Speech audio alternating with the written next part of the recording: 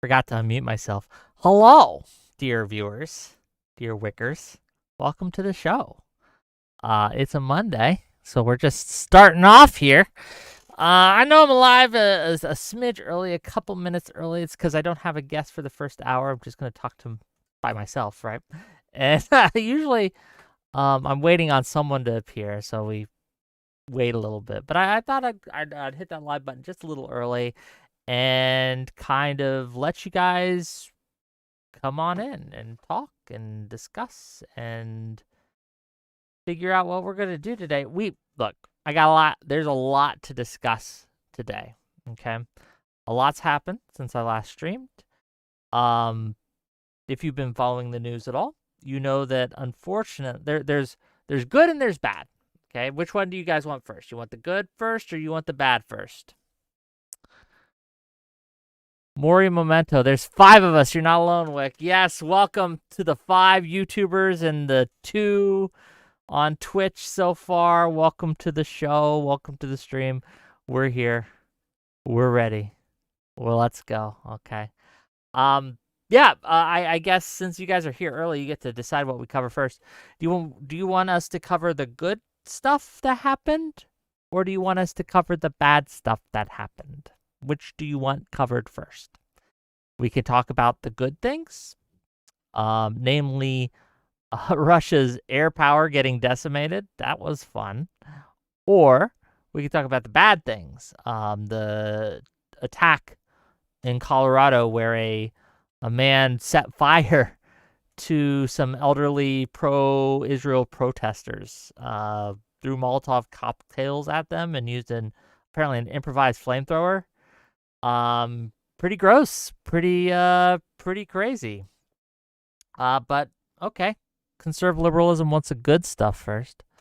So let's talk about the good stuff first. Let's cover the good stuff first. I have it from the words.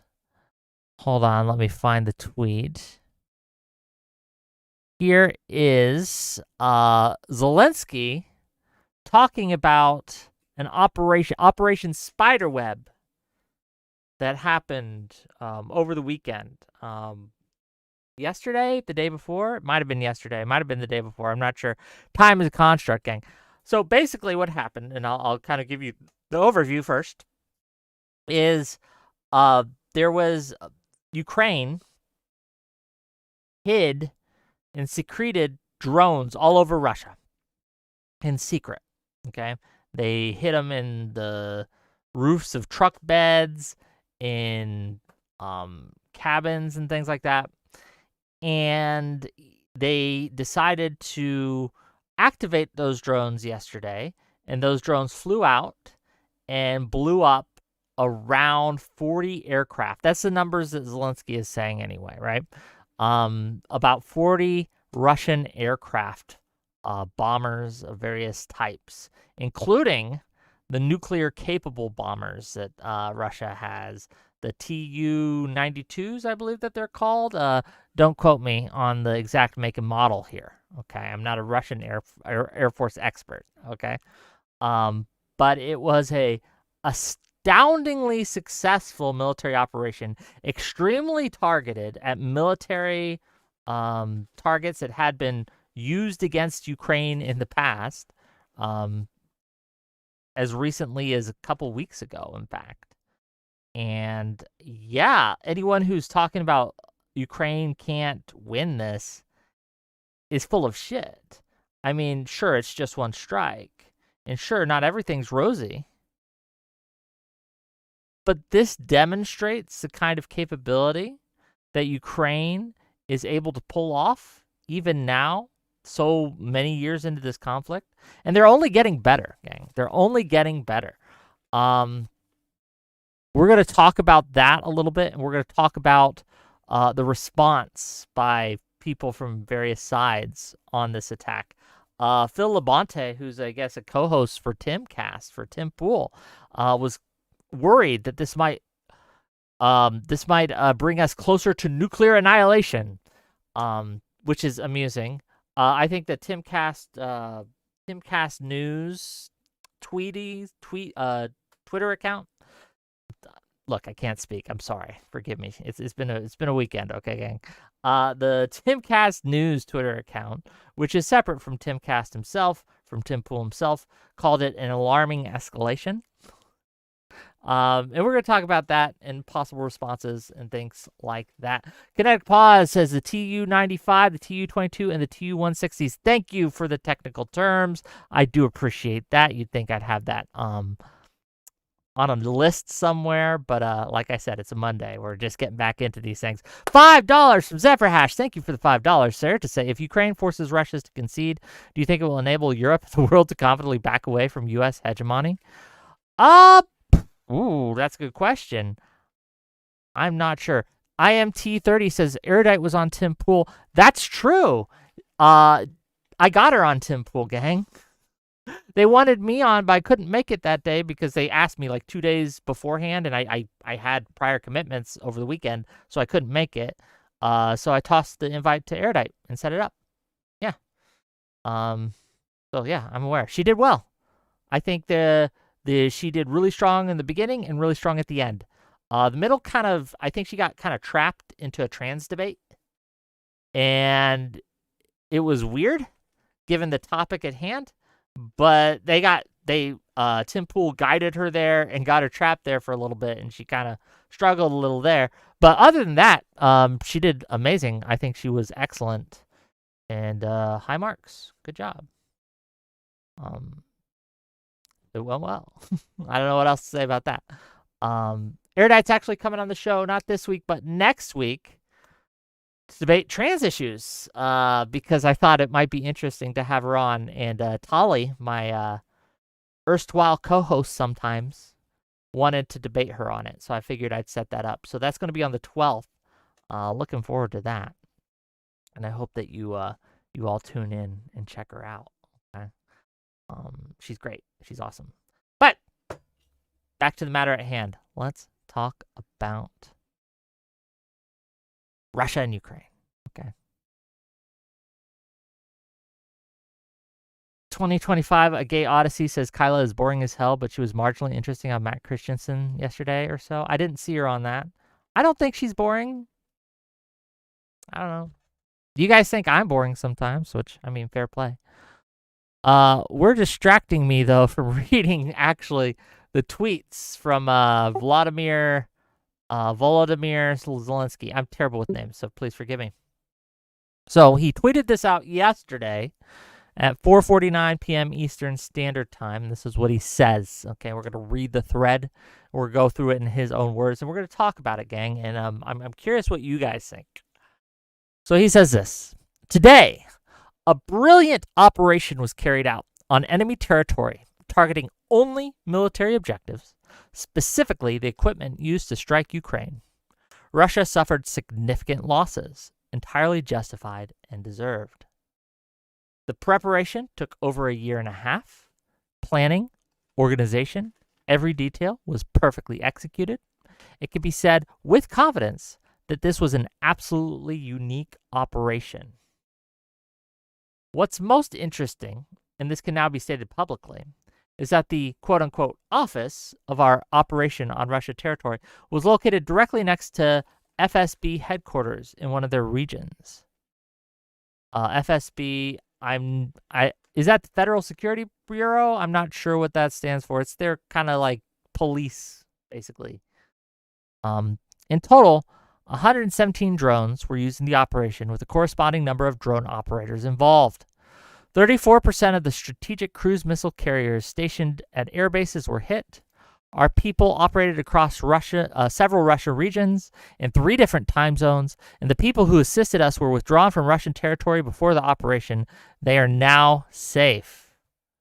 It's genuinely satisfying when something I authorized a year and 6 months ago comes to fruition and deprives Russians of over 40 units of strategic aviation. We will continue this work. Even before this operation was carried out, we had intelligence indicating that Russia was preparing another massive strike. It is very important for all our people not to ignore air raid alerts.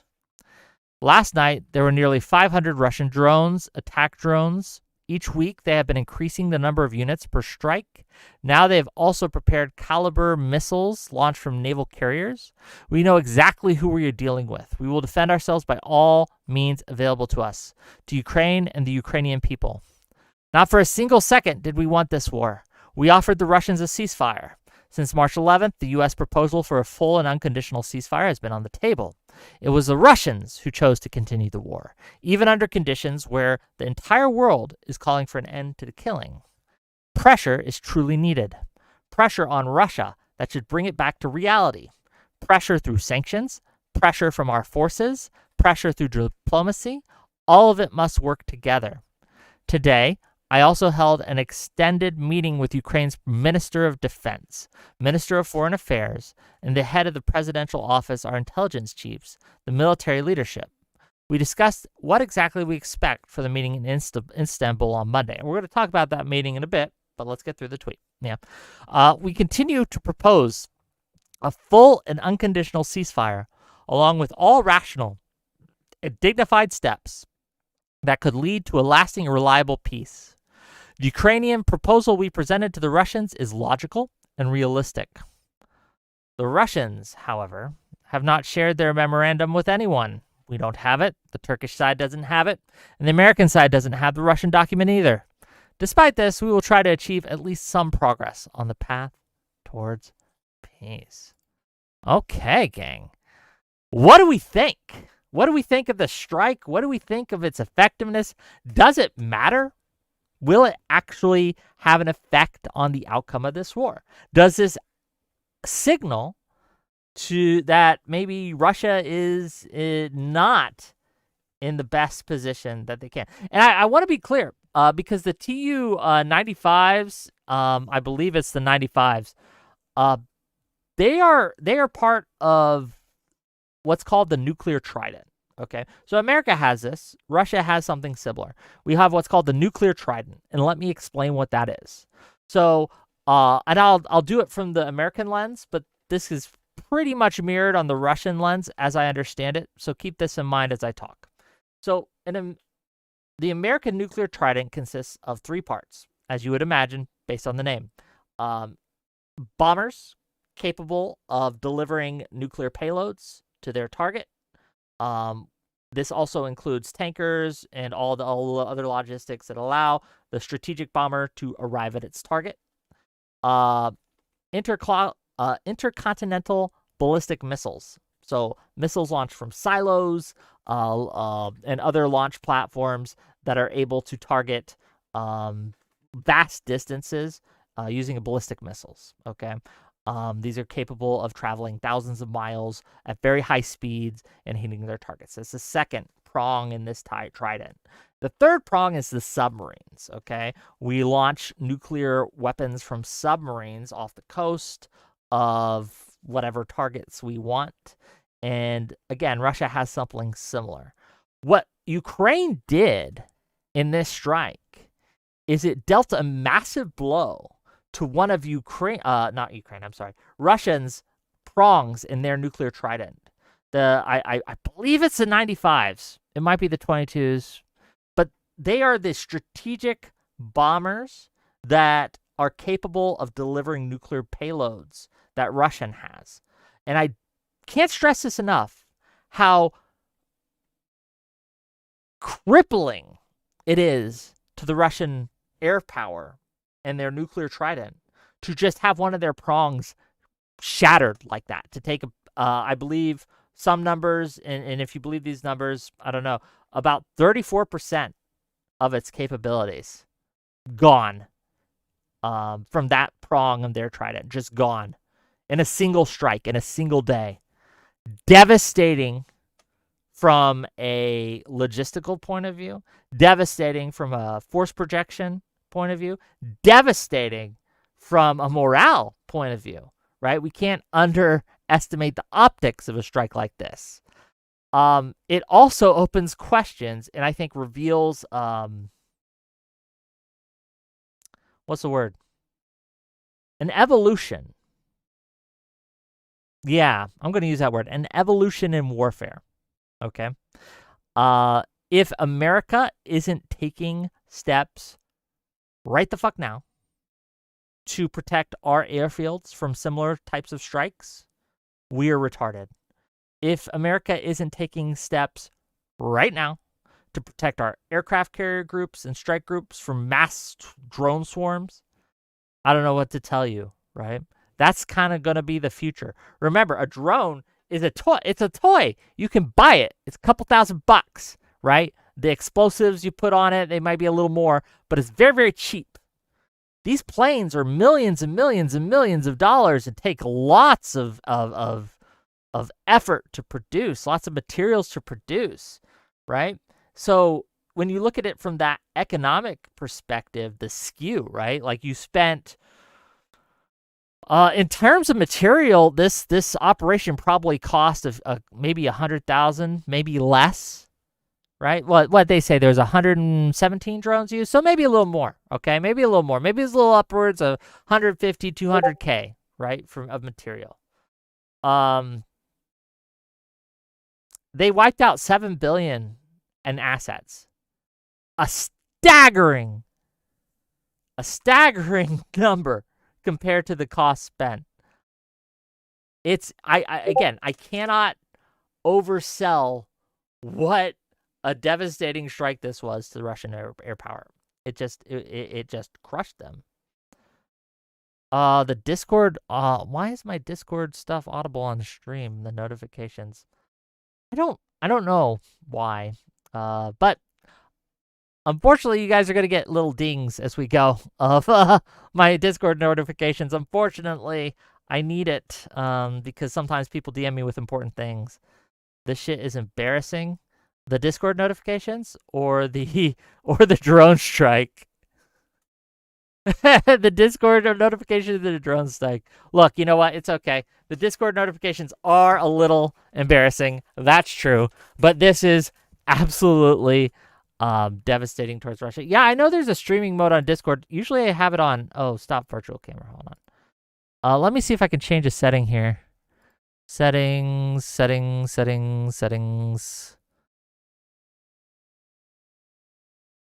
Streamer mode. Enable streamer mode. Click. I'll have to turn it on. Okay, so I enabled streamer mode. I don't know why I didn't do it automatically. It usually does, boys and girls. Apologies for that.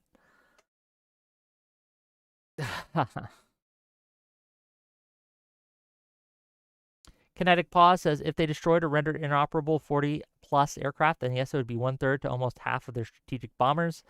Yeah, again, it's a staggering number. And this is from Ukraine reports. Russia isn't giving numbers on their end. They're saying they're admitting an attack happened. We have videos of the attack, but we're going to have to rely on Ukraine's numbers here. That's just the numbers we got. If you take issue with their accuracy, that's fair enough. But I'm going to report as is, as I hear it and as I see it.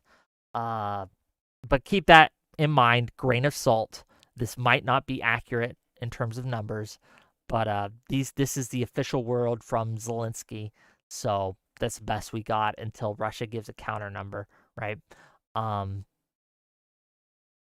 Man, oh man, it's just, speaking of Tim Pool, right? Very interesting to watch Tim Pool, and he did this to Kyla too. But when I was on there, he did his whole Russia's already won spiel that he does, right? That Russia's already won because he's made up objectives for the Russians that they don't actually have. He just made it up, and it's fan fiction, basically. And he says, well, look, they completed this imaginary objective that I just made for them. They must have won already. But obviously, since they're still prosecuting the war and they're still pushing, they haven't achieved their objectives yet, or else they would sue for peace because they've already won. They've already achieved their objectives. Why would continue to fight? Why risk your stuff like that? So it's just ironic that I think the 2 days before this strike happened, and then when I was on with him, Tim Pool is like, oh, Russia's got it in the bag. He's already won. They already won. They've won. There's nothing Ukraine can do. And then to have such a strike. Now, I will say this. If you're comparing this to Pearl Harbor, don't do that. You're putting bad juju on the Ukrainians, okay, gang? Don't compare it to Russia's Pearl Harbor. Don't do that. That's so stupid. Why would you ever? What happened after America's Pearl Harbor? Did America end up losing that war? No, it did not, okay? So while there is really no comparison, a lot of people have wanted to call it Pearl Harbor. I don't know why they've decided to call it Pearl Harbor, but it's the stupidest thing. Don't call it Pearl Harbor. Call it, if you want to call it something to America's past, if you want to connect Americans to it, which, fair enough, call it the Doolittle Raid, right? Where we took an aircraft carrier and we bombed China. Or no, was it China? Fuck. No, it was Japan, I think. Sorry. It's Monday. Oh man, I'm getting basic facts wrong. No, but the Doolittle Raid, we struck the Japanese mainland way ahead of schedule. I know. Japan, I get it. Yes. I corrected myself, ladies and gentlemen. Corrected myself. But yeah, that's probably a better connection to make, given that it ties the Ukraine side to the American side, and it ties it to the winning side, I guess you would say, in history. But this was even better than the Doolittle Raid, because the Doolittle Raid was a symbolic thing, right? So the reason we did the Doolittle Raid is to kind of get morale up at home, showing that we can strike back at the Japanese. We can take the war to them, right? Not only, but it didn't really achieve any. It hit its targets, right? But it didn't like materially affect much. Okay, not in the same way this did. This Ukraine strike, yeah, it gutted a good portion of the strategic air power that Russia has. Yes, this was much more than a symbolic attack. This was symbolic as well. Again, it did act as a morale boost for the Ukrainian side. It absolutely did. But it achieved actual strategic objectives, which I think is just as, if not more, important. Pearl Harbor was 350 planes. Again, like, I wouldn't compare it to Pearl Harbor. For all the reasons I listed. It's just not a good idea. You put bad juju on them, right? You're cursing them. Don't do that. Am I a superstitious man? A little bit. A little bit. I do have my superstitions. Do you guys have your superstitions? I have my superstitions. What about you guys? Let's look at here. Let me see if I can find his tweet. Let me see if I can find his tweet. Hold on. Give me a second.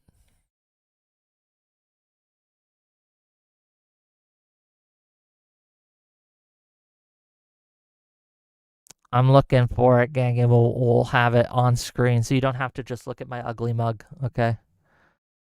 He tweets a lot. Damn.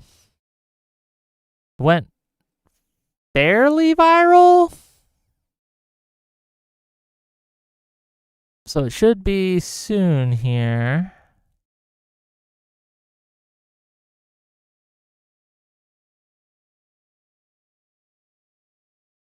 Oh, God, we're only 6 hours in. It was yesterday he tweeted it. Okay, hold on. Give me a second, gang. I'm going to go to scroll mode.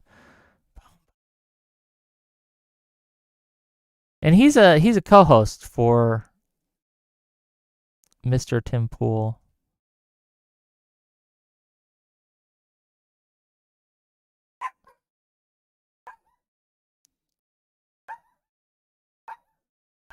Let's see. Oh, he tweeted a lot about the other thing we're going to talk about in a minute. The Colorado attack. We're going to get to that. Don't worry, if you guys are here for that one.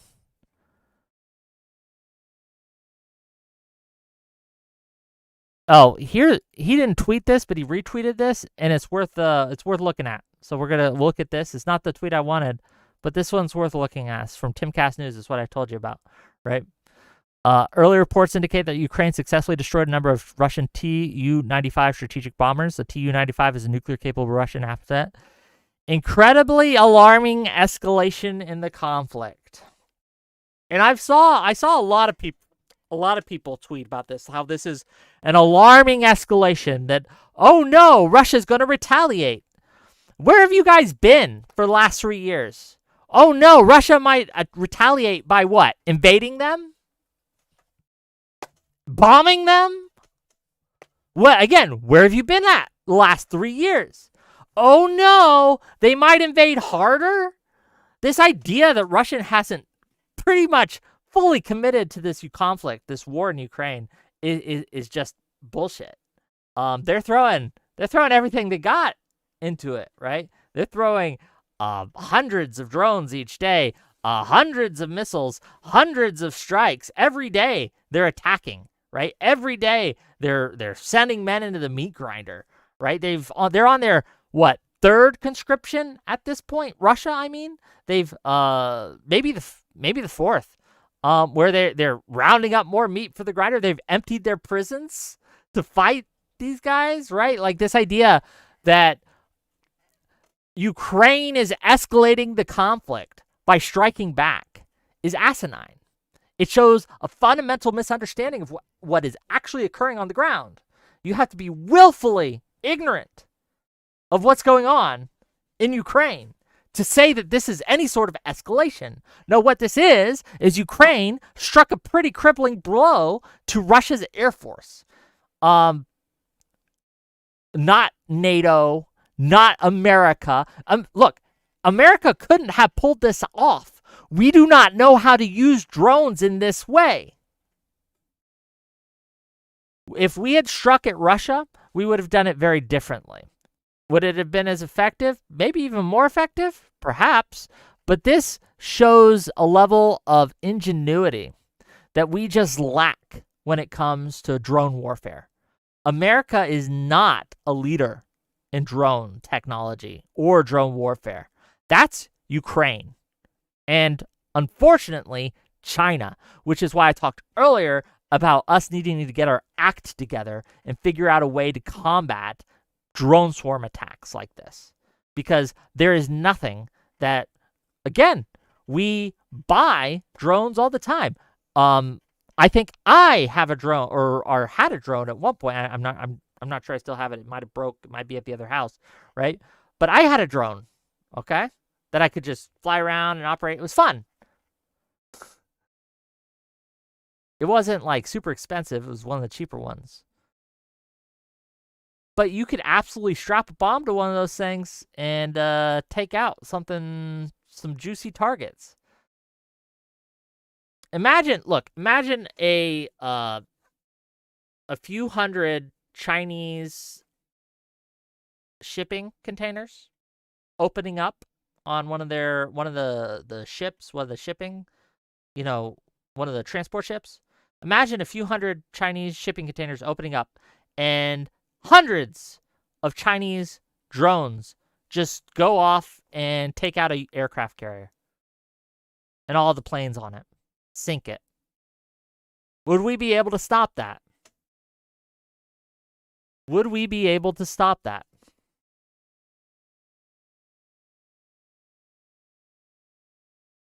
I don't know. I don't know if we would. I think the only counter I can think of is drone swarm. I'm so cooked today. I don't know why I'm mispronouncing my words. Drone swarms of our own to fight their drone swarms. So you have defensive drones that you have at the ready that basically go out and fight the drones that are coming in and try to take them out. You always also have Sea-Wiz and other defensive measures. But here's the thing. Sea-Wiz and things are designed to take out missiles and things like that, in which case you rarely have as many missiles coming in as you would drone swarms. So drone swarms would overwhelm most defenses if you have enough of them. There would just be too many to take out. You wouldn't be able to hit them all. and you'd get wrecked. Again, I'm not an expert in this technology. I could be wrong.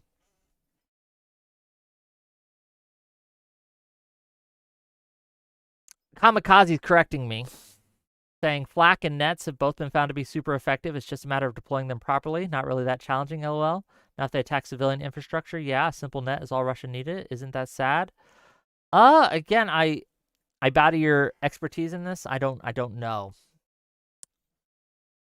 Drones were a little after, at least drones from of this style, right? Because we've had drones for a while in the American military, but we utilize them in a much more high level fashion.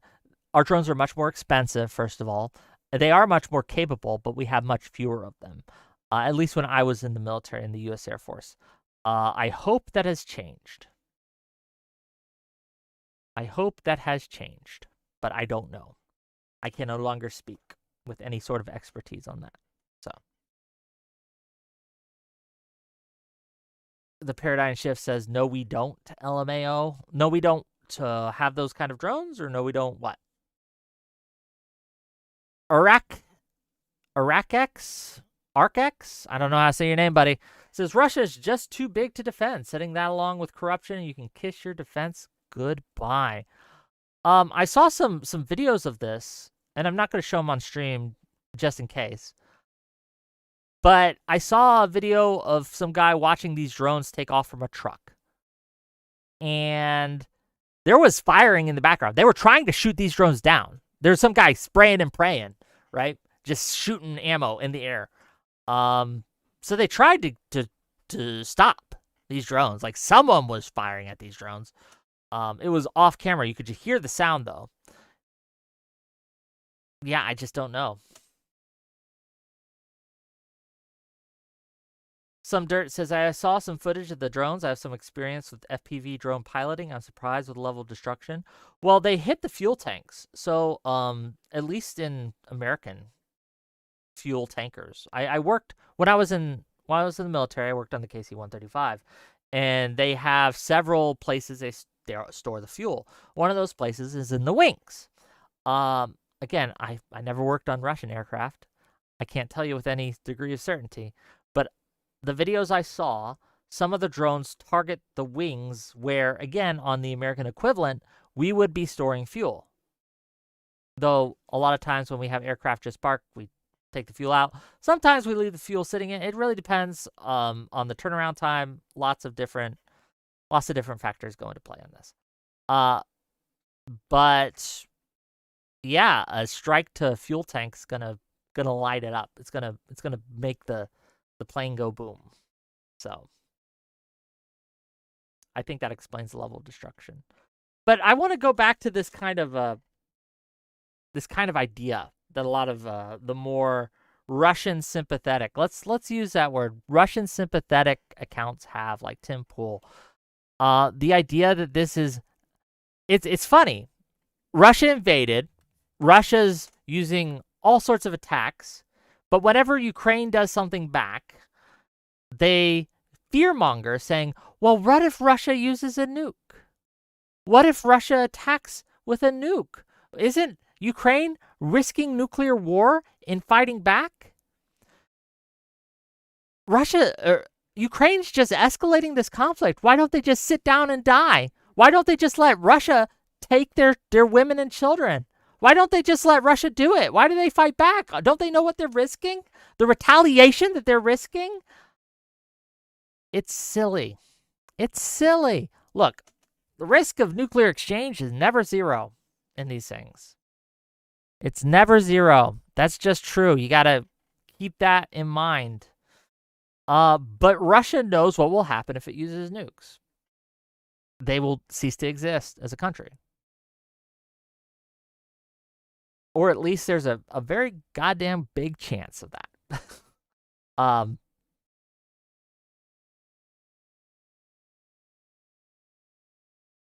So AKA Batozai says Russia has small tactical nukes like in StarCraft. It doesn't have to be a huge 100 kiloton bomb. It could just be small but punchy nukes. Again, at a certain point, right? I can imagine scenarios, okay, where Russia gets away with a nuke like that.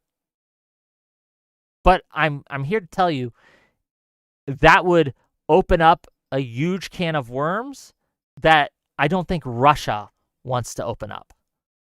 I don't think anyone wants to open that up. It's a box. That's a Pandora's box that we don't know what's inside. But once it's open, you won't be able to shut it.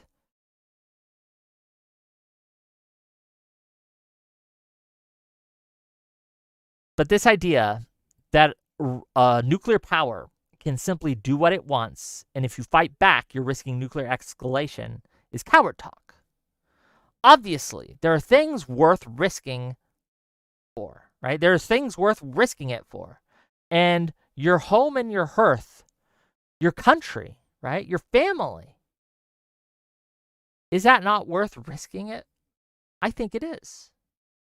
Russia has been attacking Ukraine nonstop with no pause for about 3 years now. Well, longer than that, but it escalated in 2022, right, with the invasion. But this conflict's been going on longer than that. But it absolutely hit a new phase in 2022 when Putin rolled tanks across into Ukrainian lands and started taking the Donbass, Luhansk regions, and things like that. Of course, Russia's going to respond because, of course, Ukraine's going to respond because Russia's escalating it. Russia's been the one escalating it this whole time. They're the ones always taking it up a notch, taking it to the next level. And when Ukraine strikes back, especially when they strike back effectively, these, I don't know another word for it, these cowards come out and say, oh no, it might be escalation. They might use nukes. Oh no. Oh well, Russia should have thought of that before it went in, frankly. Blizza says Russia's going to further escalate now. Are they going to invade them? Oh no. Are they going to bomb them? Oh no. What are they going to do? Seriously, Blizza, what are they going to do that they haven't done yet? They're on their third conscription, maybe even fourth. What, are they going to bring in more? Where are they going to get them?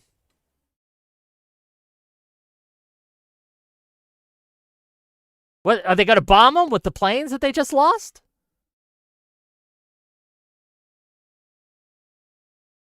Mobilize another 1 million soldiers? They don't have another 1 million soldiers. They can't do that. If they could, they would. They'd have done it before this.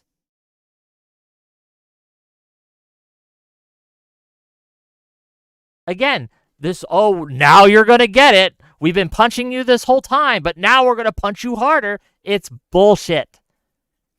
It's bullshit.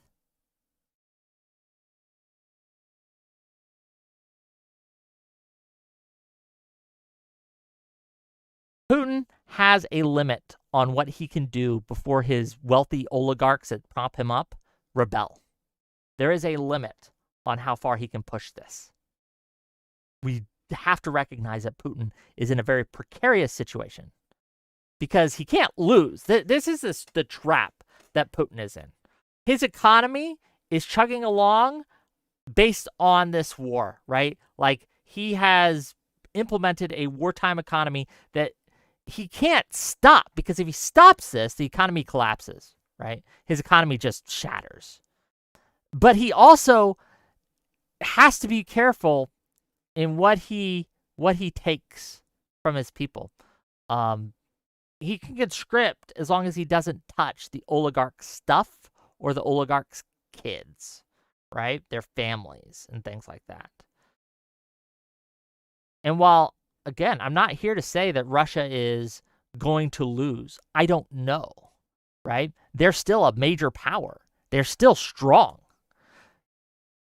But people, we gotta come to terms with the fact that there's a lot of myth around the evil Russian Empire, and what I mean by that is how strong they were and how big of a threat. Those days are kind of gone. And we have to recognize that Ukraine, a country much smaller than them with much less resources, is basically stopping them dead in their tracks.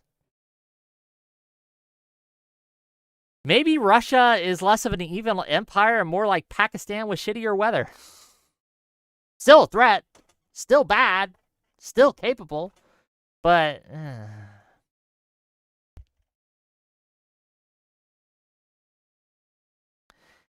look, and again, I don't mean to say to be one of those guys who's like, yeah, Ukraine's definitely going to win, because they might lose, because Ukraine is struggling too. Let's be very clear. Ukraine is struggling too in this conflict. They're not having it all their own way. They're losing ground, right?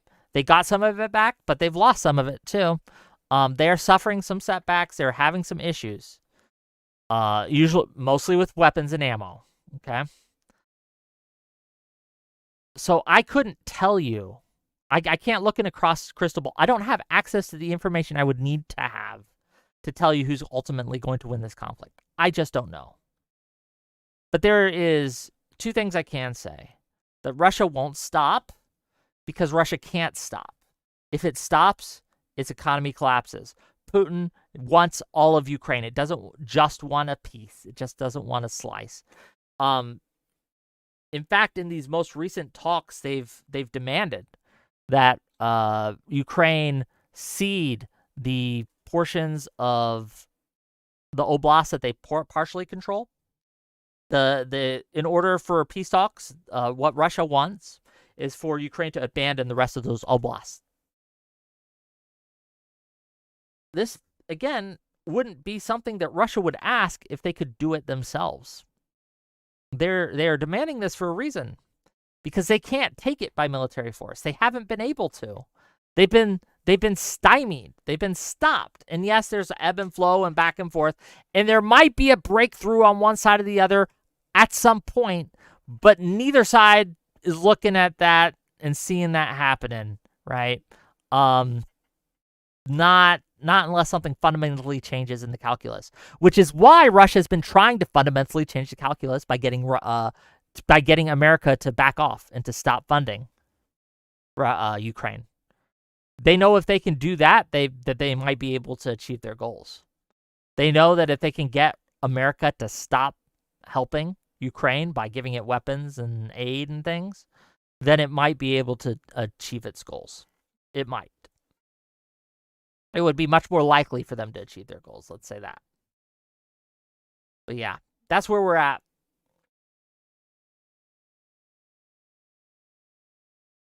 Pro Versatility says, OMG, you brushing off the whole NATO intel and military aid Ukraine has had at its disposal for the past few years to glorify Ukraine.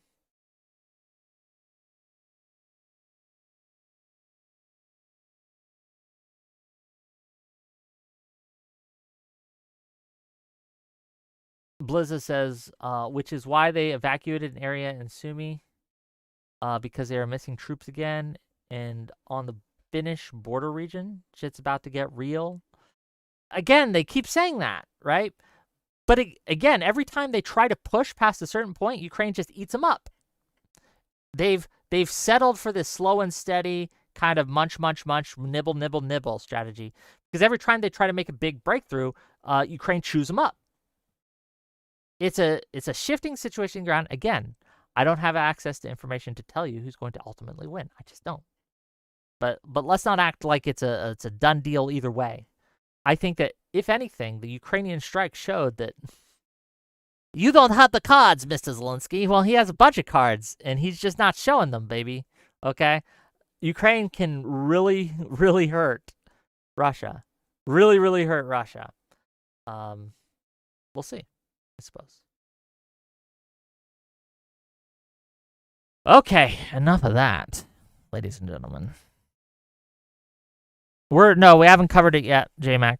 We're getting to it. I had a drink here somewhere. Okay.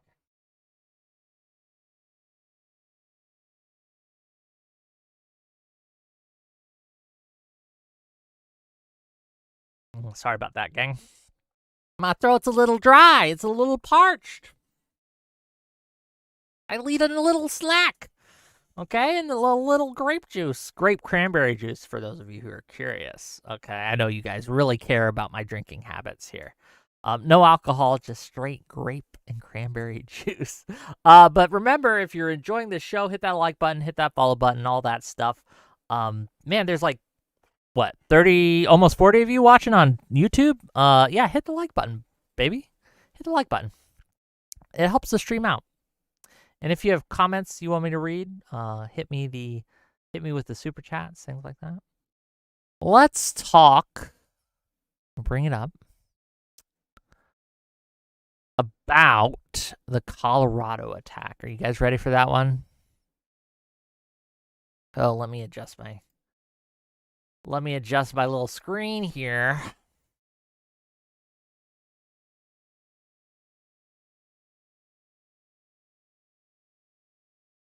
So the Colorado suspect.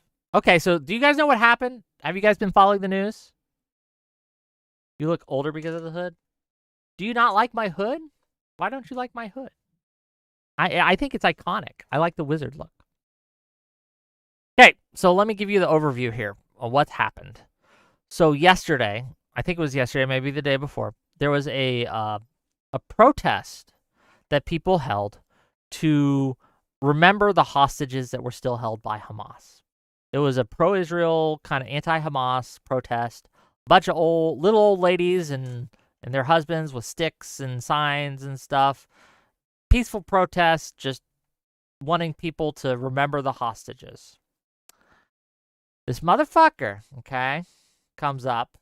What's his name? Soleimani. His name's here somewhere. Mohammed Sabri Suleiman. Okay, that's his name. Comes up and decides, you know what? He goes on this rant. He shouts, "Free Palestine." Then he takes some Molotov cocktails and he burns some people alive.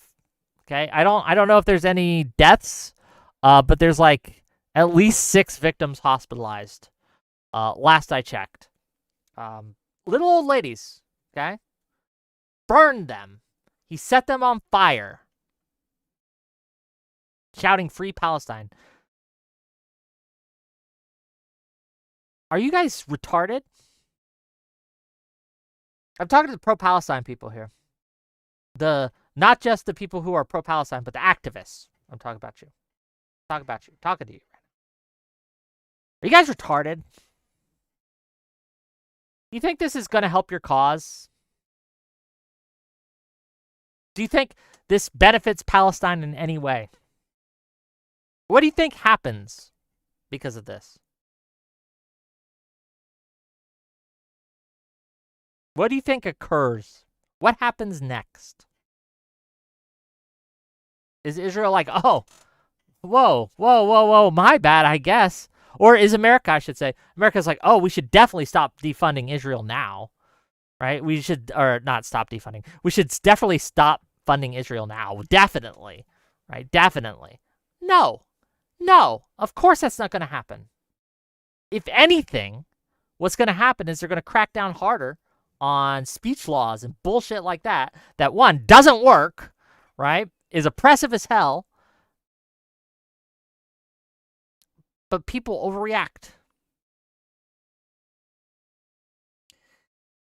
And the absolute morons that have replied to my tweets about this, saying, well, how do you know it was anti-Semitic? It wasn't anti-Semitic, it was just anti-Zionist. Well, oh, my bad, I guess. Yeah, for one, look, I'm relieved. I was worried. I thought they were setting Jews on fire because they were anti-Semitic. But I guess they're just setting Jews on fire because they're anti-Zionist. That's much better. Wow, I am so relieved. Everything's kosher now, right? Don't worry, gang. It's not anti-Semitism when they set those Jews on fire. It was anti-Zionism. So, you know. What kind of bullshit? What kind of, like, I just have to ask again. Are you guys retarded?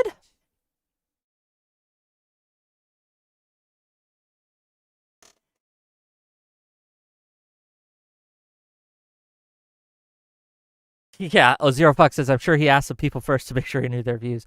Solemn Argus, member for 18 months. Thank you for the membership.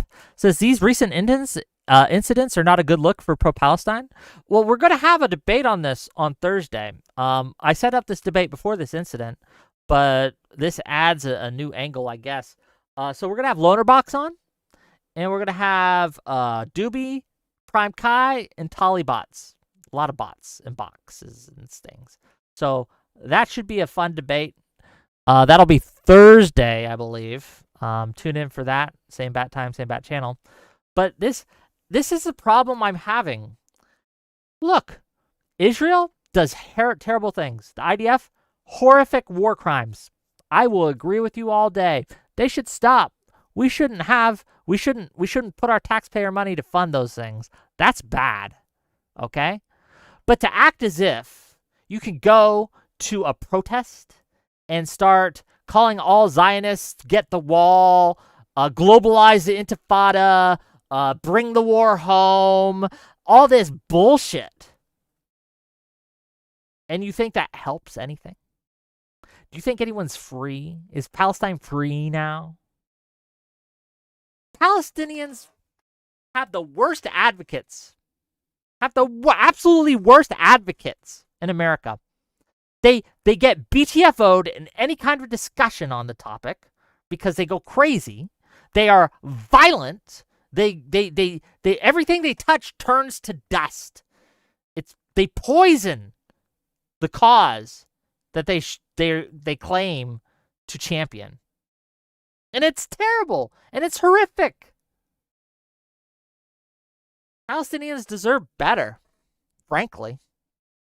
This History Speaks guy, he tags me every once in a while, say I support genocide or whatever. He doesn't actually know what I actually believe, but he likes to play act. He likes to use the Palestinian people as a shield for his bad arguments.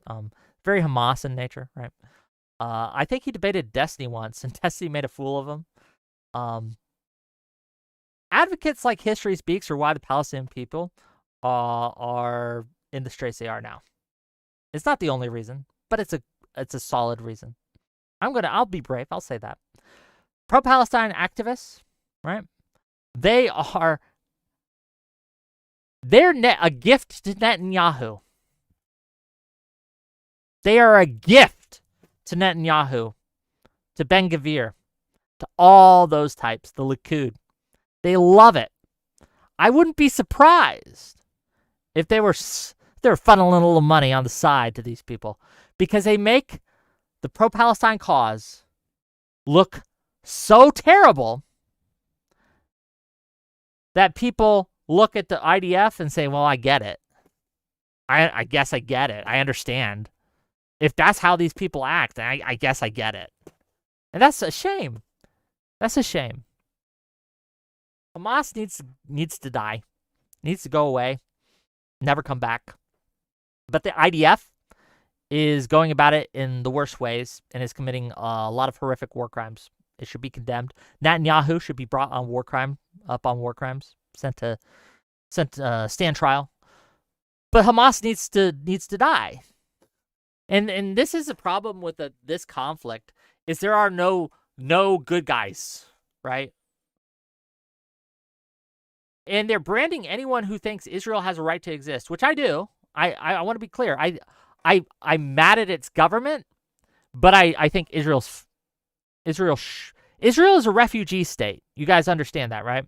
It's a state housing Israeli refugees from all over the world that were killed and driven there. The Palestinians need their own space too. This is why I'm for a 2-state solution. Maybe a 3-state solution even, right?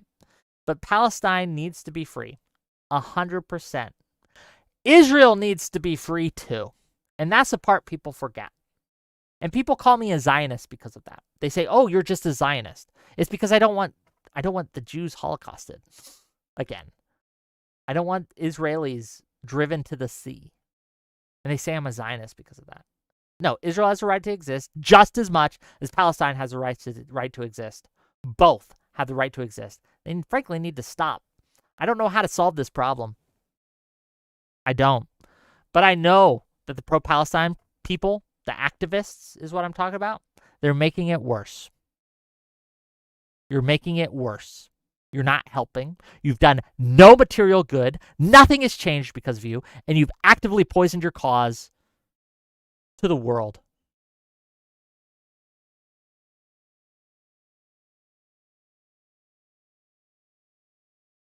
Sorry.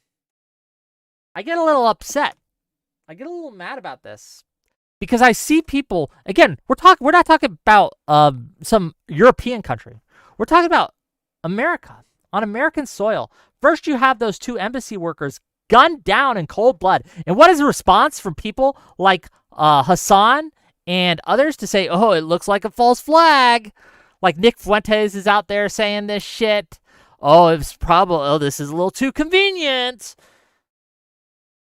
Oh, it's not anti-Semitism. He just went there to kill Jews, but he thought they were Zionist Jews, so it's okay.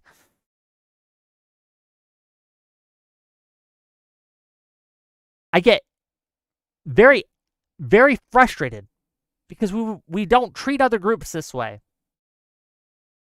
And we never would. Because it's insane. And then we have this sordid tale of a man, and I don't know if anyone's died, frankly. But I know that at least 6 people were put in to the hospital with pretty severe burns because this man decided to light them on fire because they were protesting that the hostages be returned. And people remember the hostages that were still being held. And people are fighting on these weird hills. Like, oh, he's not anti-Semitic. He's just anti-Zionist. This is what they say before they light you on fire. Oh, it's not anti-Semitic. It's just anti-Zionist. Boom, burn, baby. Right? It doesn't. Do you understand why that's farcical, gang? Do you understand why that's like a farcical statement to say to someone before you light them on fire or put them against the wall or otherwise abuse or harass or destroy them? Like, oh, don't worry, it's not anti-Semitic. Don't calm down, Jew.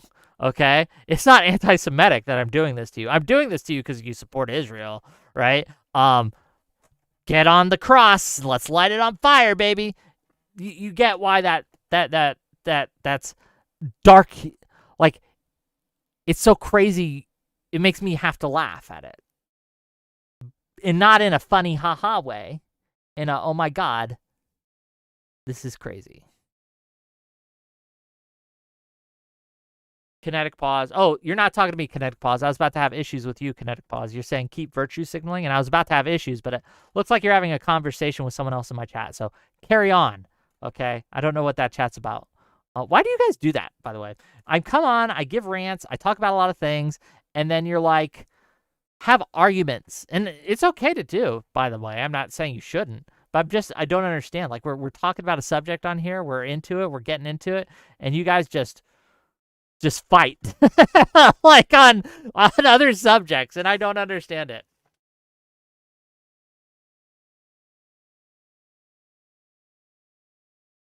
I don't get it.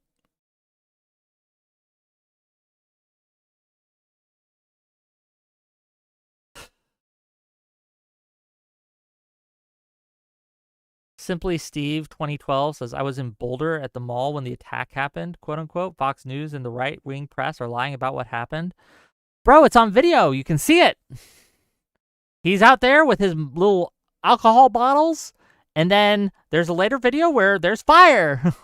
Are you saying that he didn't set them on fire? Because it seems like he absolutely did. He set a bunch of elderly women on fire. Alexander Wren for $5. Wick, don't they say you're a Zionist? That may become a threat one day. They do, but that's a word that's lost meaning. Again, how do you define Zionist? What do you call a Zionist? If you say that anyone who thinks that Israel should be a state, that makes you a Zionist, then I guess I'm a Zionist.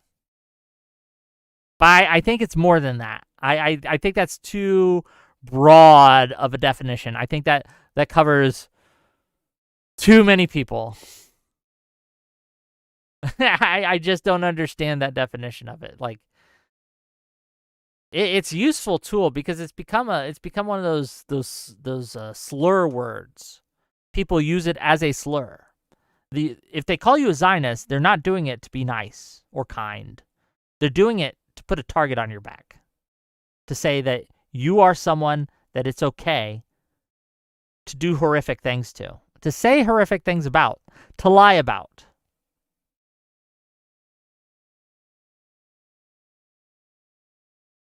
Okay, first of all, simply see, there was 6 people in the hospital, according to CNN. That's not a right-wing news source.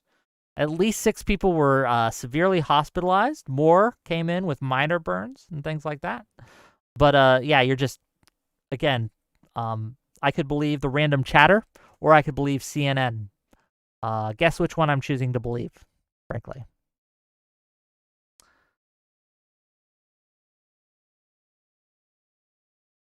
Nitsua says, let's talk about Wick saying he was a cryptolinguist, but now he was an aircraft tech. I was both.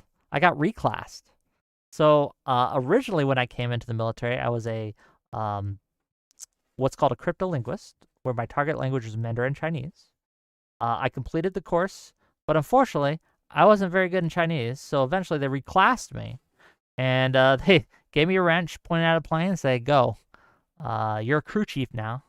And so I worked on KC-135 airframes for the remainder of my stay in the military. And I served 6 years, and I was out because I didn't want to be an aircraft mechanic. I didn't sign up to be an aircraft mechanic. But once you sign up to the military, they own your ass. And they can give you literally any job that they want.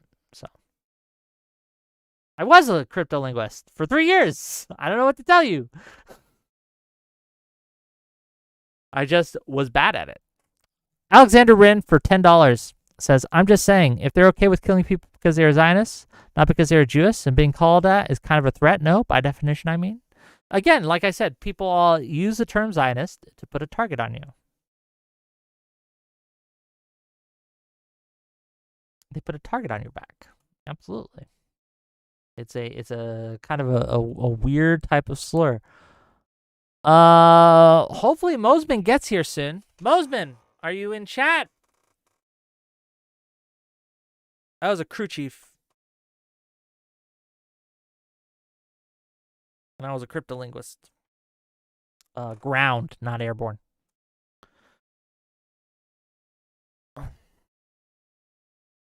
Moseman, are you here?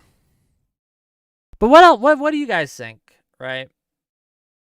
And even this, I hear, again, people are telling me that this Colorado attack is a false flag. I've seen a lot of reports on Twitter. Reports. Let's use that term charitably, okay?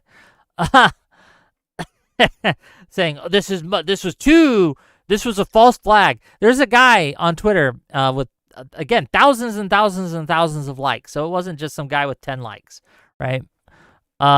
He made a post showing a bunch of world leaders basically expressing sympathy to the victims of the attack, saying it's horrific that people got burned. And he's like, look, they're on a script. They're all saying it's horrific that these people got burned.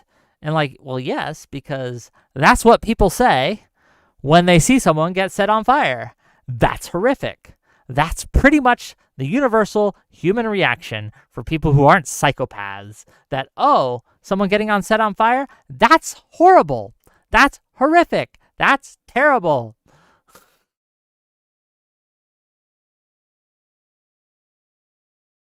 I don't know what to tell you.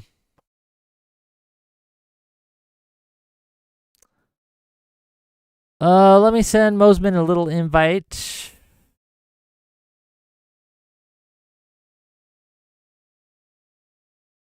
Where are you, Mr. Moseman?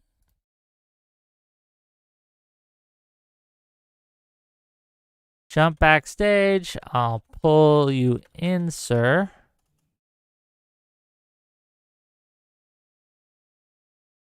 Okay. We're waiting. We're waiting on Mr. Moseman now, gang. But yeah, any other thoughts on the Colorado attack? Please, I beg of you, Democrats, please don't fall into the trap of trying to defend this guy. He's a terrible person. He set people on fire. Let him have his day in court. Then let justice be done, frankly.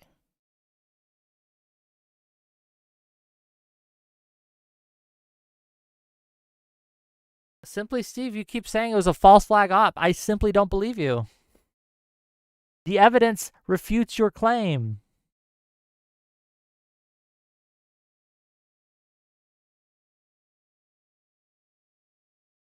You just have to deal. Look, pro-Palestinian activists, you have to deal with the fact that you have violent extremists that are willing to kill civilians, not military targets, civilians, right? They're willing to kill civilians. You have them amongst you. Root them out. Give them no cover. If you want your cause to succeed, you will do that. You will root them out. You will excise them from your communities. Do that.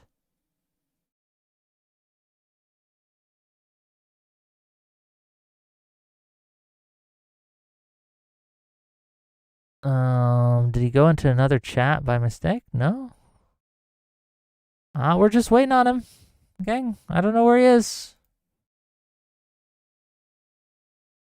I hope he gets here soon, because I planned an hour of content before he got here. And we're out of that hour of content. But no, it's okay. We can still talk. Taco Canada says, is that what the right does? I don't care what the right does. We're not the right. We're better than they are. Like this idea, like, oh, the other side does it, so we could do it too. Like, if you're fighting Epstein, you're like, oh, well, Epstein got to rape those kids. Why can't our side rape those kids? What are you even doing? What are you talking about? Stop. Oh, the other side does it. We should be able to do it too. No, you shouldn't. I don't care. Excise your radicals. And I really do believe this, and I think there's a lot of evidence to support this position. The side that excises its radicals first will win. This is why I think the left, the Democrats specifically, need to kick out the hardliners on the left. We need to excise them because they're moderate repellent. The right's having its struggle right now with the woke right, and we've talked about this on the show. The left needs to excise its radicals so we don't have the same mistake. Let me get a drink while we wait. Talking to you guys and yelling at you is thirsty work.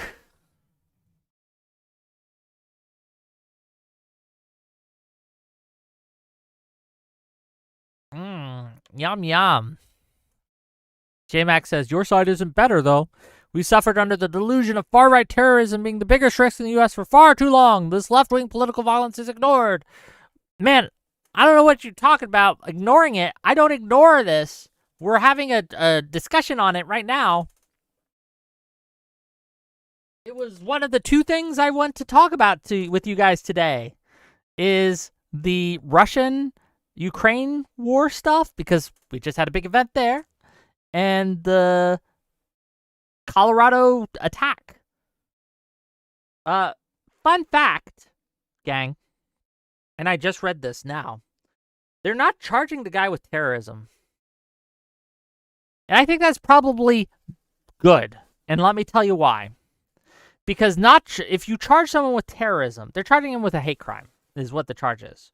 If you charge someone with terrorism, it increases the burden of proof you have to bring. Like, you have to prove ties to terrorist organizations and other these things. All this bullshit, which you really don't need to do to get a conviction. Or you don't need to bring that charge to lock him away for a long, long time. You could simply charge him with attempted murder and a hate crime, and he goes away for a long, long time. You don't have to add the terrorism on. And adding the terrorism charge on just makes it harder to convict him. So I think that this, kinetic pause is just an easier charge, and you want to do that. Again, we saw this happen on tape, on video. It's pretty strong evidence. Obviously, he's entitled to defense in court. But, we are. What are you doing, Moseman? Moseman. You're 10 minutes late. 10 minutes late. No Kamak says, did I miss elected Democrats endorsing the Colorado attacks? If so, then yes, condemn that. However, what are you saying otherwise? Go after randoms on Twitter? People don't understand how the randoms on Twitter shape the discourse. It's not enough to not praise a terrorist. It's not enough to just stay silent when these things happen. You have to actively condemn, distance, and excise.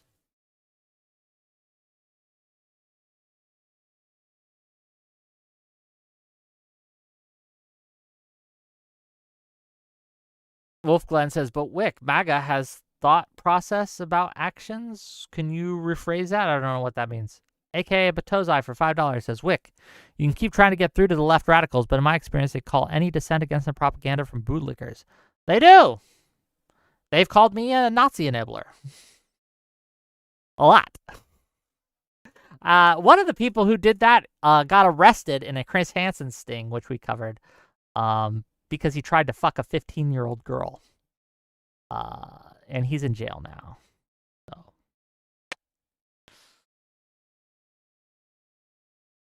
Wolf Glenn says they have to charge him with terrorism. I don't think they do. We don't have to charge him with terrorism.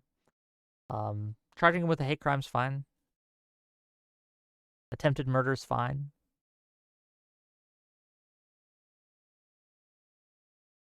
MAGA wants them to. Well, MAGA, again, I don't care what MAGA wants. I don't know what you guys like. I just don't care what MAGA wants. No, Count Mike says, Wick, you said the Dems should kick them out. They aren't Dems in the first place. The problem is the Democrats, at least the ones in positions of influence, often listen to them. They need to stop. They need to stop playing footsie with them. They need to stop going on Hassan's broadcast, right? They need to stop palling around, okay, with these types. They need to say you're persona non grata. You're not welcome here. Look, AOC has grown on me. I didn't like her at all when she first came in, but I think she's grown on me. She's shown some real political chops. I don't think she's the pick for 2028 for a host of reasons, and I still don't like some of her policies. But she's willing to actually play the game, right? Play ball, and try to get things actually accomplished rather than just virtue signal about it. So she's grown on me. I'm still Shapiro-pilled for 2028. Josh Shapiro, the Pennsylvania state governor, he's my pick, personal pick. J-Mac says, the problem is that the left is condemning, quote-unquote, these acts and then turning right around and celebrating the armed resistance, blaming Israel, etc. Yeah, that's part of the thing. Like, here's the thing. This is the unfair nature of the game, okay? And I admit it's not fair, but it is the game.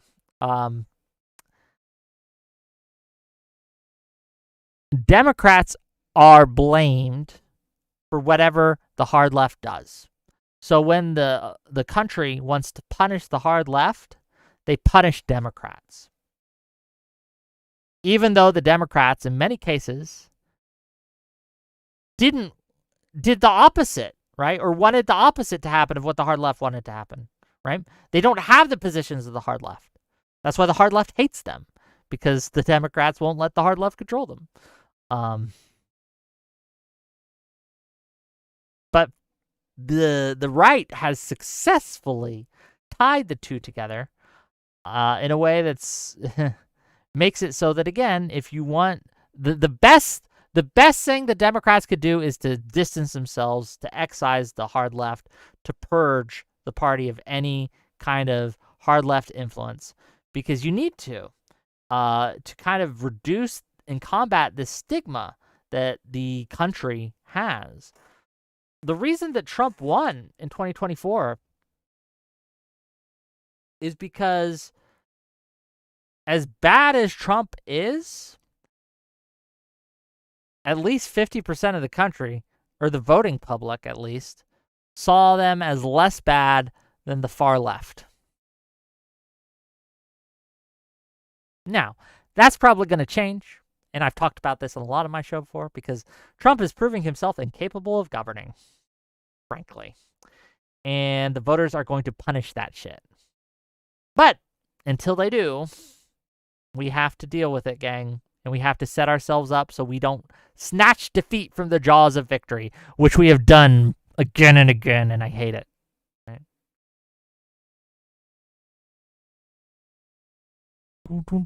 Let's see. Where is this Moseman? Moseman, am I pronouncing your name wrong? John Moseman.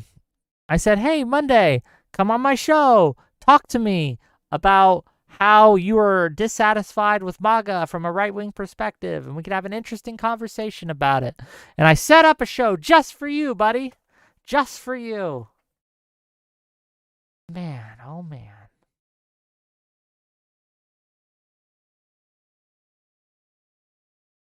Get non-fun on? Non-fun. I guess if you want on to talk to me, you can. I don't know. I didn't plan to talk to you, but if someone wants to, maybe we'll turn this into an impromptu call-in show. I don't want someone paid to be anything. Moseman isn't paid, as far as I know, to be anything. And I wanted to talk to him because we talked briefly in the Discord server and on other people's channels, and he had an interesting perspective, and I thought it would be interesting to have this conversation.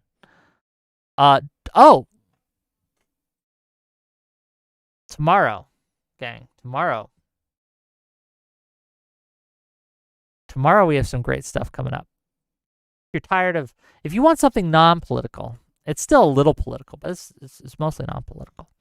We are going to be horny on Maine. We're going to be talking about titties, ladies and gentlemen. We're going to have the great titty debate. Okay, what's the great titty debate? So there's a lot of talk in gaming and video gaming and media about how there's too much TNA, too much tits and ass. Stellar Blade, a lot of the gamers, the Gooner gamers, are up in arms because they dared to censor some costumes in Stellar Blade. And there have been other incidents of this where the actresses that they use, or in movies or in shows, or the characters portrayed in video games, the female characters specifically, aren't hot enough. They aren't hot enough. They don't have as big of a titty. They don't have as big titties as the gaming populace, or this segment of the gaming populace at least, seems to want. And so they are up in arms, ladies and gentlemen. We're going to debate about it. How important are gigantic, massive, bazonga boobies to your gaming experience? Should it even matter? Or all these incel gamer loser nerds, do they need to just be put in their place? We're going to have a talk about it. I have invited people who either have boobs or are boobs to be on the show tomorrow. Check it out. It should be fun. I am killing time till we can get Moseman on. That's what Nain Ong, I'm promoting tomorrow's show because I'm stalling because my guest has not yet arrived in 16 minutes. Past 7 o'clock. I told him, come. Ah, sad. Wicked Summer, why do you have a hoodie on? Because I like my hoodie. I don't know. Why do I have a hoodie on? Because I like hoodies. Kinetic Pause says we need even more advanced chips for even more realistic jiggling. Dylan Bowser says, so Gibbs is going to be on twice? No, Gibbs isn't on tomorrow's show. Tomorrow we're going to have Mooncake, Ice Beans, Soy Pill, and Jack the Lost Lore Scholar. And we're going to be talking about titties, gang. So it should be fun. Slowsman. Moseman. Rhymes with Slowsman. I get it. Avalon Apple says, I waited for over an hour at a hospital today. You can gish gallop for another 45 minutes. It's fine. It's true. I can yap. Am I a hoodlum? Yes. I'm a hood rat, gang. I'm a hood rat. No, I'm a wizard. I like the hood because it's a wizard hood, gang. I cast spells. I'm magic. I'm enchanting, if you will. I give wizardly vibes. I have a rather large staff of power, ladies. Okay, yeah. Wick is Stalin. Yes, I'm Stalin. I'm Stalin for time. I wish he'd be Russian to get here. But I'm tis. Right. Look. I consider myself an anti-extremist. I think that there's a difference between radicalism and extremism.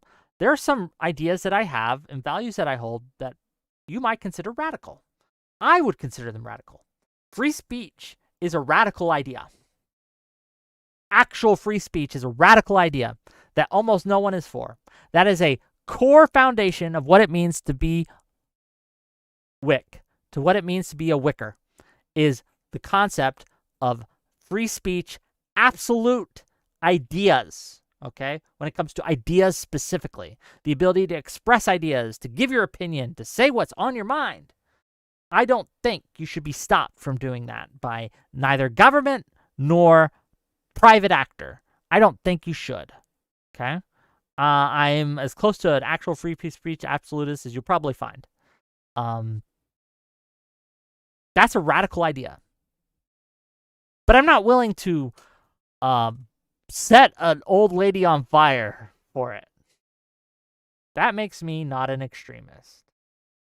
Do you understand the difference? Do I need to give you more examples?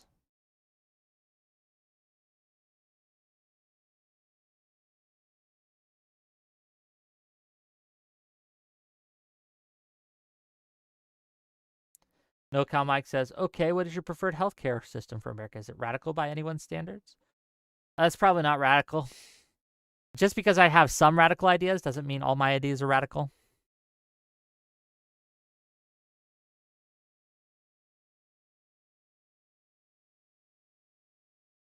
This is a trap that happens both ways. Okay, happens both ways. So people will say, "Oh, you have this belief. This belief must mean that you have all these other beliefs, because you can't hold this belief unless you hold all these other beliefs." And I fundamentally reject that framing of things. I fundamentally reject this idea that because you have a single belief in a system, that must mean you subscribe to all beliefs in that system. I just don't. I think you should be a buffet person when it comes to your politics. You should take the tastiest bits from every ideology that you can, okay? The bits that are yummy, delicious, okay? And you leave the shitty bits on the table. And you only take the good ones.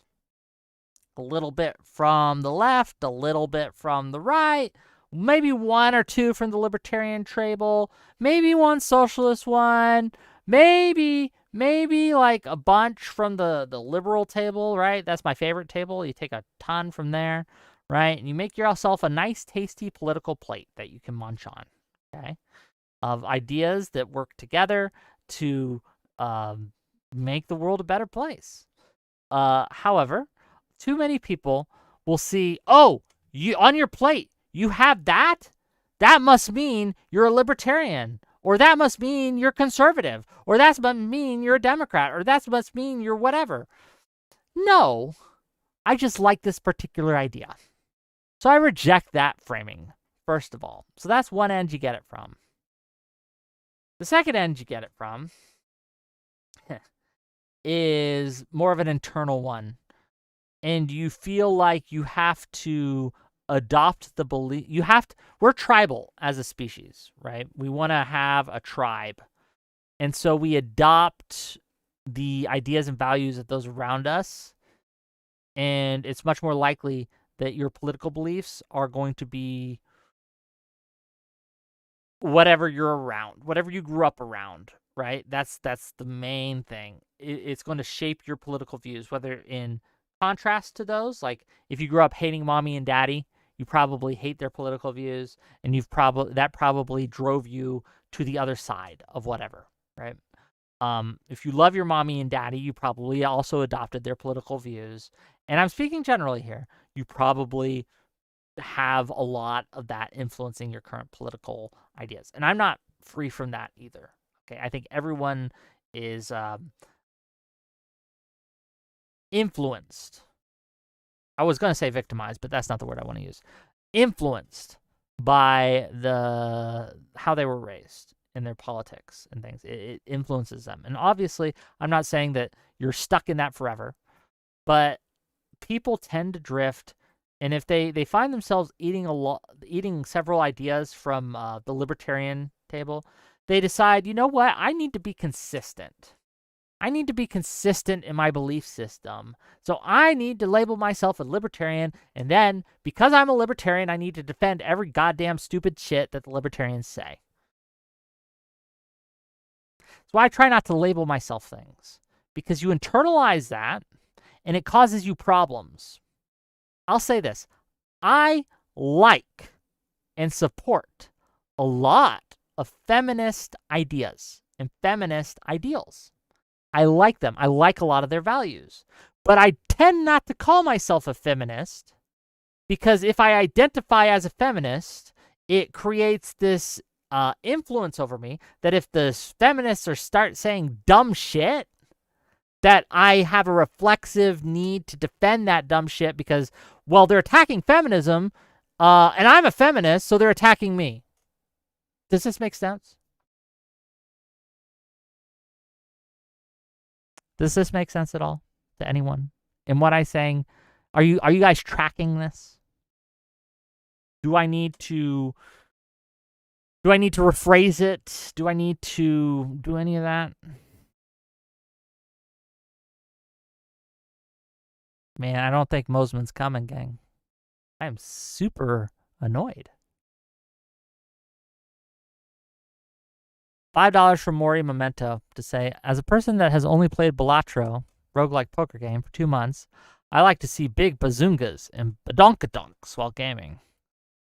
I don't know. Maybe I'm built different.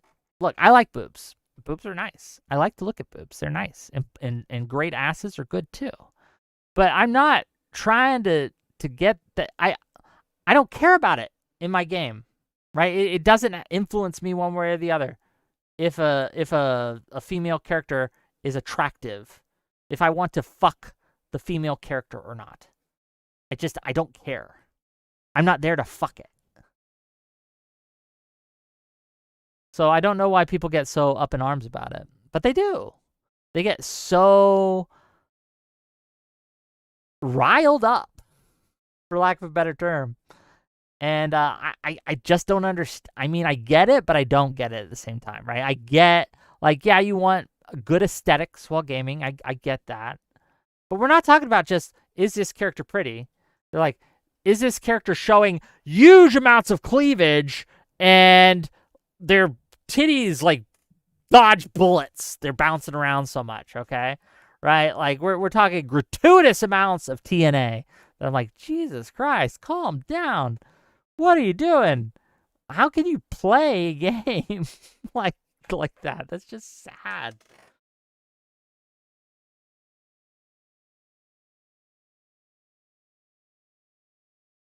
Taco Canada, you have fundamentally failed to understand or listen to a word I fucking said. This is a problem too. I will say a phrase and your brain will turn off. You assume what I say later, what I said before, because you put it in your little script that you have, and you don't respond to what I'm actually saying. To say stuff like, talking about Palestine and the left, you are just talking about terrorists. To say that that's what I claimed, or that's what I'm talking about, or that's what I'm referencing in any way, shape, or form, demonstrates to me that you have not paid attention to the discussion. You have not listened to a word I said. I came in to the topic saying quite clearly that I'm talking specifically about pro-Palestinian activists, not everyone who's pro-Palestine. And I'm, again, not equating them all to terrorism. I'm saying that they have a problem in their movement with violent extremists, and they need to excise them because the pro-Palestine movement, the activists, have made a mess of the situation and made a poison pill to support the cause. And they have done the Palestinians a disservice. To try to claim that that's me saying that all Palestinian supporters are terrorists or whatever you were just saying there is bullshit.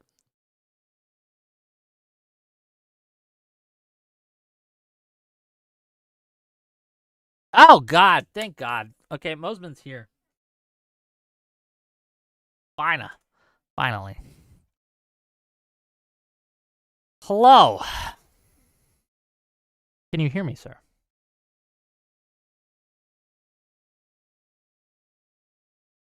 Hello. Hello. You're muted on your end. Yeah, sorry about that. Okay. Apologize. My internet was out, and I was trying to get it back up. And we get sometimes out here in where I'm at, we're kind of out in the plains a little bit, and so you get the wind, and it sometimes interferes with the internet. So it's been like I was like, man, I don't know what to. I had an hour of content planned. I've been gish galloping, right? I've been delaying for as long as I could. But I'm glad to see my you. apologies. That's on me. And like I said, when the internet goes out, it's kind of screws everything up. So It's all good. You got a camera for us today? yes. Give me just a second here. Yeah, take your time. Let me go back. I got to throw up my OBS. Let's see here. All right.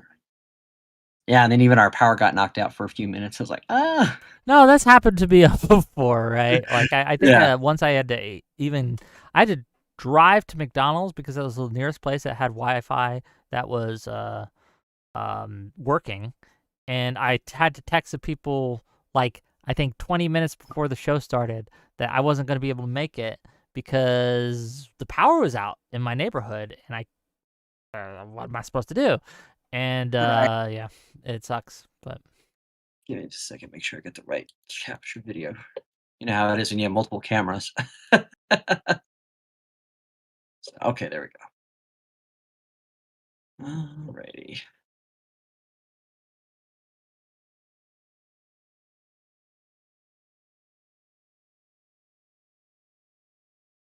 Okay, there we go. Perfect. it's okay, gang. Right. We're gonna get it. We're gonna get some content here in a second. We've been talking about a lot today, right? We've been talking about the Colorado attack. I don't know if you heard about that. We also talked about the Ukraine strike on the Russian aircraft, and we talked a little bit about and I think this is gonna lead and segue into our discussion about extremism in the left and the right, and how different factions in both parties are kind of basically grabbing the reins or trying to grab the reins and guide movements and guide the people and discuss that. But before we get into that, right, tell people who you are, what you do, why we should listen to you. Go ahead, Mr. Moseman. Well, I appreciate it. My name is John Moseman, and I have a YouTube channel, and I mostly deal with more philosophical, more theological aspects of things. I adhere to a principle called, hopefully that's good, Christian anarchism, which I don't necessarily advocate so much in an ideological sense, as more as a philosophy for how we in society should act, how I as an individual should act, and with the understanding that when we rely on the law to act in our stead or give us a moral standing, I'm very weary of government legislating morality. I'm very weary of government. The whole idea of the government, especially the American government, was the idea, especially found in the Declaration of Independence, that we have the right to life, liberty, and the pursuit of happiness. And what we've seen in politics, and I would say traditionally you've probably seen this more on the right than you have on the left, quote unquote, of where they're trying to control or moralize the country through legislation and law and through those types of things. So to me, as a Christian, I have a Christian background. I believe in Jesus Christ, but I believe that the Gospel of Matthew is our prime directive of how we as Christians should act. And in fact, on the panel we were on, I didn't get really much time to tell you at the time, but I thought you were hitting on some really good things about, that they were not understanding. And this is why I one of my biggest criticisms that I go out now is I'm very weary of any type of nationalism, but especially a nationalism that proclaims Christ as its thing. I believe that the Bible, especially in Matthew, is clear that Jesus does not want Christians to dominate and act in a societal order where we are authoritarians. In fact, we're cautioned against being authoritarians. I would argue that for the Christian, we should expect and acknowledge that the world that we live in, that we are a counterculture movement, and so therefore we should not be looking to try to win culture wars. We should not be trying to legislate morality. We should not be trying to practice any type um, of legislative morality. I tend to I've had many conversations over the years with atheists where I would go into their spaces, we would have debates, and they were always shocked because I always advocated for secularism, and part of the reason I do that is because one, if you have a fundamentalist, and that goes back to your issue of fundamentalism or extremism, when you have that guised in a religious package and you then put it into your governmental system or your society order, now you have a very narrow way of looking at things and judging things, and you're demanding a whole greater amount of people to be living by that term. And not only from an American perspective is that against the founding fathers and what they wanted to establish, it's also something that leads to disaster for society. And also, I would argue, as a Christian, it makes what we're supposed to do, it taints it. It gives it an effect that, because there isn't, even though there is an aspect of society that how we act within society, it's always been geared from an individual perspective, which is why I always think of that verse when Jesus says, "You who has no sin, cast the first stone." Right? And the point of this is when he's saying these things, he's not saying don't help someone out if they're struggling. Don't try to speak to them if they. And in fact, in Matthew, we actually have a prescription for how we're supposed to go to people when they make an error with us, or if they do something wrong. And we're supposed to go to them as individuals and say, "Hey, you wronged me this way. What can we do to reconcile, forgive each other, and move on?"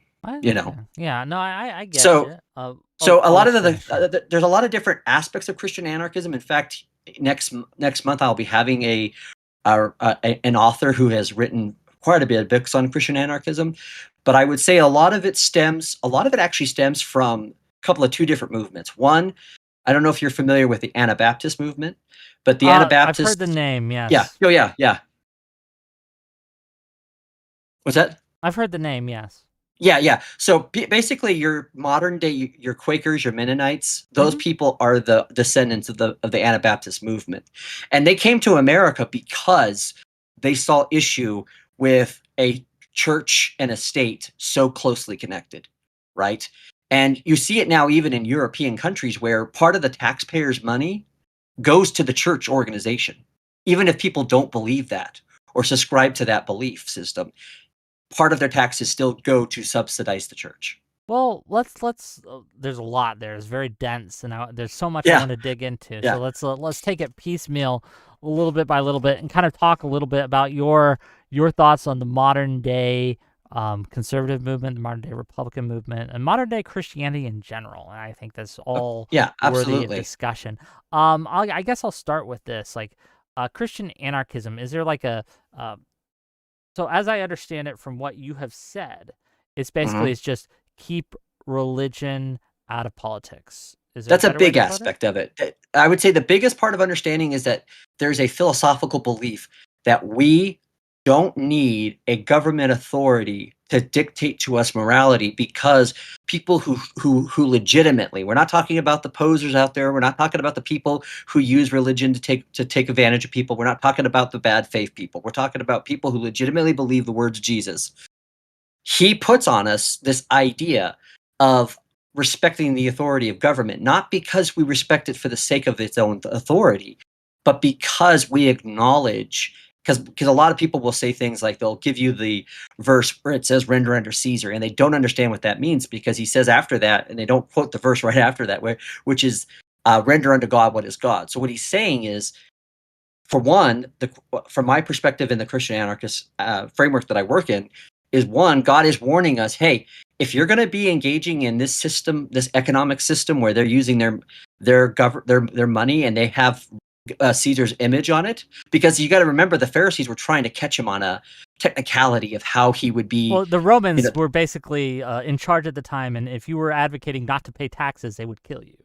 Right. Like that's and also because of the way a lot of ancient governments were this way, where the emperor or the person who was the leader was a god figure almost. And so people were trying to make this very disingenuous statement, well, what are you saying about this? And he's like, hey, look, if you're going to use that money, you have to come to terms with understanding what that means.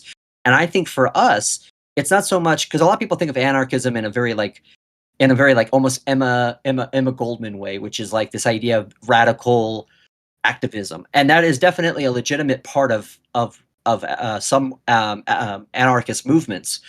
But what I advocate for is, look, when you engage in this system, our point in engaging this system is, yeah, you're going to have to acknowledge. And I hear a lot of Christian nationalists say, well, why would you want an atheist rather than a Christian to be a president? Because to me, it doesn't matter what their religion is.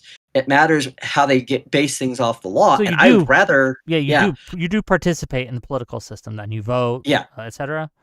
Because sometimes I talk to anarchists and they advocate for decoupling from the political system. Like, I don't vote. I don't do this. Yeah. Well, if you look at anarchism in its purest form, all it means is volunteerism and the idea of being against any type of hierarchical central authority that imposes something. And I would argue that whenever there's any kind of agency, whether it be a government, whether it be a corporation, or in some cases now a politician who takes on a certain amount of authority and cultural power, that because of what I believe about the instincts of human nature, I think they're going to abuse that power. And so what I'm trying to do is say, how do I live in a system? And my thing is, hey, I'm going to do this, but I'm not going to. My reason for participating in the state is saying, hey, I'm obliging to a higher authority when I do this, which means, and this is the thing that a lot of nationalists don't understand, because like if you look at the old kingdom of Judah, which was the southern kingdom of Israel when it was divided into two kingdoms, God allowed the Babylonians and God allowed the Assyrians to take over, because that it was a lesson to them about who he was, who they were, and take out the religious aspect of what people think about God in that aspect. The idea is, and this is a temptation that we see, especially on the right, if we don't do something, the degens are going to take over. If we don't do something, we're going to lose all these things. And it's like, no. But even if you do, if you say you believe in God, you have to trust in his authority. And guess what? If he says to us, yeah, there's certain authority figures I allow, then to us, it's not about just blindly trusting that authority. It's about acknowledging the individual responsibility. Yeah. And he talks about, and he says this in the connection to that, he says, honor to where honor is due, pay your debts to who pay. It's an understanding about living peacefully as possible with your neighbor. Even a neighbor who does not believe the same way you do. Well, I have a few questions. So this idea of keeping Christianity out of politics, I don't know if that's doable. Like, obviously, when you vote, or when I vote, I take my values with me to the voting booth. And sure, yeah. If you're a Christian, I could imagine you have Christian values that you vote accordingly. So, like, for example, you'd probably, and correct me if I'm wrong, you'd probably be against abortion, right? I'm imagining. So you would vote for a candidate who is against abortion. I'm assuming everything else equal, right? Typically that's been the case, but I have found that, and I think you see it on both sides of the political spectrum, where these stock issues that have a morality aspect to them, a lot of times they're put out there to get you to vote, and they don't have any intention of really, true. of and actually so doing anything. Yes, it's a wedge issue in order to get you onto one side or the other. And do anything, right? And to me, so my thing is this, is that I believe, first of all, none of my true Christian, and this is the difference between me and some of these ortho boys you see online and some of the hardcore ultra-nationalistic authoritarian Orthodox Christians, boys, by the way, is what he means, but yes. Yeah, or the Eastern Orthodox, yeah. But I don't believe. In fact, I actually had a debate with Andrew Wilson on this idea, and he kept on trying to hit me on this thing because he's like, well, if I gave you a magic wand and you could just do anything in the government you would want to see change, what would you do? And I said, no, I don't want that kind of authority. I Break the don't want that. wand. No, That's the answer. yeah, I don't want the wand. I don't, because to me, You throw the ring that into is the fire. Right? that is the temptation, right? Exactly. Yeah, it's the ring in the fire, and I think people who understand these things understand that.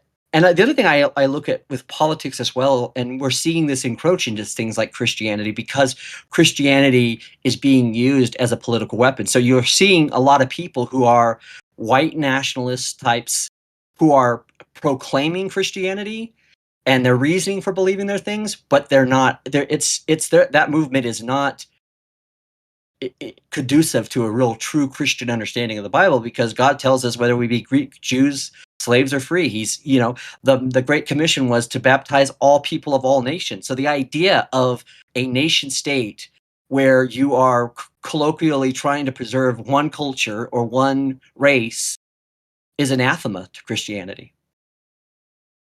I understand. So I get it. So for me, when I look to vote, I have to. What I try to do is I try to say, okay, I know I don't have a good option either way.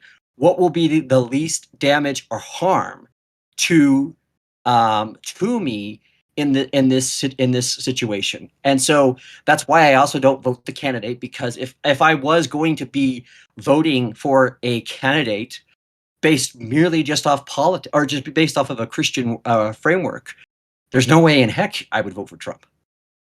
No, look. It's been the most kind of topsy-turvy world where people will accept who was that king? It was in time of Daniel, but he was not a Christian or not a Jew. No, Nebuchadnezzar, yeah. Nebuchadnezzar.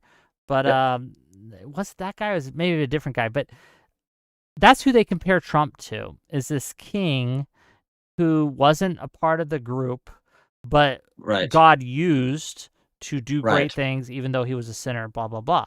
And they compare Trump to that. That's the argument, that he is their, I don't think it was Nebuchadnezzar, maybe in a different one. Maybe it was Nebuchadnezzar. Again, it's been a while. That was the paper at the time of Daniel, yeah. Yeah. But here's the thing. Do you know who I'm talking about? Have you heard that I argument before? Right? And I heard it a little bit, yeah. If I may finish, right, just to kind of tie it together. That is the MAGA argument that I hear from Christians on the MAGA side, saying, "Hey, we know he's pretty terrible person, but God is working through him to get the things we want done, so we're going to be okay with this." Yeah. Why is that wrong? Why is that argument fallacious? Go ahead. So the reason why Cyrus, that's it. Thank you, chat. Cyrus, King Cyrus. Was it King Cyrus? I'm trying to think. Because Cyrus was along. Well, there was you've been weighed, you've been measured, you've been found wanting guy. I think that was Nebuchadnezzar, and I think that was Cyrus's. Yes. The guy who came in and crushed him. Right. I could be wrong. But Cyrus was one of the Babylonian kings that that was, because you got to remember, like, and I'm thinking, and don't quote me because it usually is I usually have things in the top of my head, and I try to do perfect recall, but I believe there was another emperor during the time of the prophet Jeremiah who also was a Babylonian, who saw the fact that he was of God's people and he warned them against what they were doing, and they put him in jail and he freed them, right? So, and back to my example of also how God used the Assyrians and the Babylonians to take over. This is my thought is, first of all, God allows things to happen. If you believe that, yes. Could he use that to some end? Yeah, we may not know that. However, that's not something as a position that you should bank on, because what we're saying is what God needs is a guy like Trump to come in and break some bones and break some feelings and hurt and get things done. And then what we're saying then is that God has certain legislative agendas, which, again, that's kind of, and the other part of it is that I believe there is a cult-like kind of evangelical-ish just kind of thing within MAGA with him. Just to like. play let's go into the legislative agenda thing, because we'll get to the other thing in a second. But on the legislative agenda thing, allow me, if you will, to Of play devil's advocate just a course. smidge. Surely there are policies and positions that God would rather us take, while He may not force us to do it. Like, God offers us free will and free agency, but if we ask Him, He can surely guide our hands and tell us that, hey, this policy would be a better policy for you as a people and would be closer to my word than otherwise. So to say He has a legislative agenda is maybe not the correct way to put it, but certainly God has preferences in choices, of which Yeah. legislation is a type of choice. He You does know? have preferences, perhaps, but here's the thing: is that he doesn't force those preferences, Well, and certainly what not, but he what he he yeah. absolutely will try to influence us, right? Well, but that influence is not towards things of a political dominion in the world. They're more towards a individual aspect of how we as individuals who claim to be his believers and followers We have act we in have this world. plenty of examples though of God influencing the people of Judah to invade, to take over Yeah, lands, to and there's also flee times where they Egypt, also etc. th- there's also times where they didn't listen to him either. In fact, when they first wanted a king for Israel, one of the things they said, and they were correct in this, they said, well, the judges are corrupt, which they were. We need a king. And God's like, you don't need a king. I'm your God. You don't need a king. And they said, well, yeah, we need a king. Now, part of it was they were legitimately talking about the fact that the judges, there needed to be an authority that to off check the judges, but their big reasoning, if you look at it, for wanting a king is because they wanted to be like everybody else. And you could argue that Judah, especially as it became more and more powerful, that it was starting to allow its political ambitions and its economic ambitions get to the better of them so that they would create this system where they were allowing things that God didn't want, like Baal worship, and allowing them to put up shrines and all these types of things. And so they were doing it because they had neighbors who were marrying into these kinds of things, right? You have examples like Naomi, whose husband and her sons moved them out to Moab, and then they faced the penalty of it. They died, and Naomi was allowed to live, and that's where she met Ruth. And then, of course, for the Bible narrative, Ruth is, the descendant or is an ancestor of David, and to that which is Christ, which goes to show that even when we fail to do God's will, God still works through that failing, even though it's not what He always wants. And so there's always a contingency for those things, but I would argue that the idea that God has prescribed us certain ideas, He says in Matthew, blessed, He does have certain value systems, though. He does say, blessed are the meek, blessed are the peacemakers. So if you're a warmongering nation, you cannot say that you're doing something that's a precept of God. So if you're going to argue that there's a precept of God, you have to be able to definitively base that decision. And people like Andrew Wilson and people like Jay Dyer and Jim Bob will tell you that there is a normative authority, within this normative authority, that there is forces right, because this is where all of our rights come from, is the ability to enforce it. And of course, what I would say is, you saw a good example of what happens when you try to use force on a pickle jar. True. And if you just like hit it on the thing and then you popped it up, but see, some of this stuff becomes just posturing, and it has really nothing to do with. And Sure. so No, I a lot of times, a lot of people think that they're doing the advocacy of something because it seems to make sense.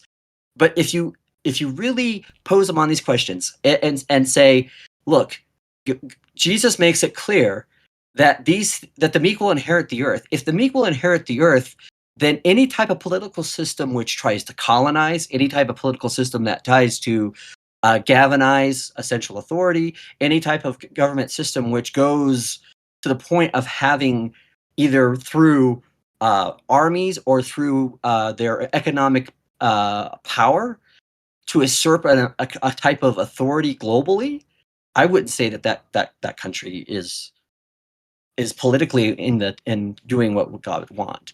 And I think this is kind of goes back to the same thing that we have earlier, which you kind of were mentioning about the conservative liberals, what was happening with the conservatives. Part of the problem that we have in the conservatives is that conservatism has always understood the idea of we have to make sure and hold to traditions or some ideas because they have value, which they do. But those things only have value if they are founded in truth. If they are not founded in truth, and a lot of times we find that we are in need of reform. We are in need of things to be reevaluated. And anybody who wants to claim to be a conservative in America, especially, they're not really truly coming from a conservative perspective, because the true conservative perspective would be a Tory, an English Tory. Well, isn't that just a no true Scotsman fallacy, right? Like, no, it's not, because most conservative values stem from quote unquote conservative values stem from classical liberalism. And if you compare it against a lot of the things that liberals advocate now, that's not classical liberalism. So the idea of individual rights, the idea of being able to have autonomy, these aren't conservative things. And so what we're seeing is people are coming back and saying, okay, we need to rewrite what the conservative thing is, but they're also doing it within a framework of like nationalism. And I would say that you can never, although we see nationalism more on a right-wing spectrum, because I think it's something that people on the right wing are more gravitated towards, especially if you have some type of ethnic kind of ideal state that you're trying to create, but I do believe that a lot of this is part of this idea, because I hear people talking about, well, we need to bring back the monarchy, or we need to bring back people who are in charge, or have a church that has authority over the government to be able to do things. And there are legitimate claims to be made of that. We can see that the whole reason why Western Europe was able to succeed for as long as it did, and was able to galvanize the power it did, is because they all had a higher authority, which was the Catholic Church. Now, there were times when kings went away from that, especially the English kings, which is why England eventually made its own church. But most of Western Europe was able to benefit from having that colloquial identity. Here's the thing, though. The question is, was the Roman Catholic Church really a church, or what I would think it is, which is an empire? And if it's an empire, and it has this power, does that mean that you can see where this kind of thing gets abused? And so, to me, I think most of conservatism at least in a modern day in America, is a combination of right-wing fundamentalist Christianity kind of aspects mixed in with so-called libertarian right-wing ideas. And this is what's actually funny about the whole situation, Wick, is if you go to churches that tend to have a more liberal background, say, for example, like Episcopalians are known to be very liberal in a lot of their social aspects. They're very welcoming to all people. They don't have limitations on who can serve as a priest or a bishop, right? But they tend to have more traditional types of liturgies or worship services. And you can go to some Jerry Bob's church of Christian, amen, hallelujah, brother. And they're so anathema to the idea of a binding church authority. And that's why a lot of, evangelicals don't like Protestantism. Right. But then you kind of, right? but yeah, but at the same time, they're very like, they think, hey, I want to worship just as freely as possible. And it's so weird how that sometimes lines up. But I do think a lot of it is also the fact that we've also had there's always been a war since, I would say, since the 50s on conservatism, because you have people like Barry Goldwater, and you've got people like Eisenhower, who warned of the war machine of the industrial military complex, who wanted, and when Reagan first got involved in politics, he was very much a Goldwater Democrat type of independent libertarian type of thing. And then you start to see, especially in the 80s, the merging of the Christian coalition with the Republican Party. And so a lot of time, actually, what actually happened, the old G Republican political stances became more ingrained with these individualistic, but yet also universal moral edicts, which causes this conflict. And so what you end up having is you have people who are very kind of, what we would call in the conservative movement, like rhino Republicans, or people who are neocons, which I am not a neocon. But I deplore neocons, but I think nowadays, I deplore nationalism, especially if it's being espoused with Christianity. Yeah, that's kind of the main thrust of my frustration these days. Again, to be clear, I'm agnostic at this point. I was raised Mormon, right? I consider it Christian. You might not. That's fair. Another topic, another day. Yeah, but another I topic. believe in Jesus Christ, etc. I consider myself agnostic now. Reasons we won't get into. I don't think they're important to the discussion. But I mourn the religion of my youth and what has happened to it, because I see more and more and more